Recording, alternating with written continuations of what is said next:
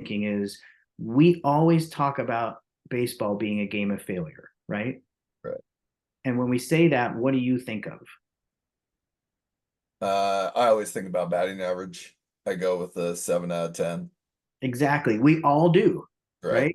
Right. When people say baseball is a game of failure, the very next line is you can fail 7 out of 10 times and be a Hall of Famer. Right. Right. Yuck, yuck, right? Like Right. that's it's turned into this like Paul Bunyan story. But when you have to cut someone, that is a game of failure. Right. When someone gets their one shot and strikes out 3 times and makes an error in the field, that's a game of failure. So there's so many opportunities to remind people that this is a game of failure and have them keep going that I think we don't use. Right. And Right. so I think if you have to cut someone, then you can remind them, look, this is a game of failure. This is what that means. It means that you didn't make it today, but I know you're going to keep on practicing and I know you're going to keep getting better and I know we're going to see you out here somewhere. Right. Right. We had freshman tryouts the other day, and I had to cut 5 kids, and it was hard because I don't cut kids. I don't post a list. I talk to every kid that I cut. And sometimes we're in here for like 5 hours cutting, 50 kids and just having conversations with them. But there was one kid that I thought was almost there. He was almost there. And I said, the guys who don't the guys who don't quit, the guys who like refuse to hear no, usually will usually hear yes at one point, right? And I'm like, just keep going. You just got to keep going.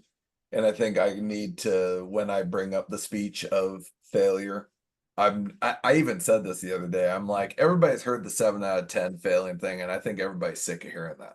I even said that to my team because it's like it's too mainstream now to really like sink in and hit. Like I think before maybe, oh yeah, but you've heard it so many times like I don't need that, It's almost like your mom telling you it's all right, after you struck out 4 times. Like, no one wants to hear that anymore. They need a new version of it. And I was telling the kid, I just said, you're gonna hear no a lot in your life, but if you don't give up, you're gonna end up hearing yes.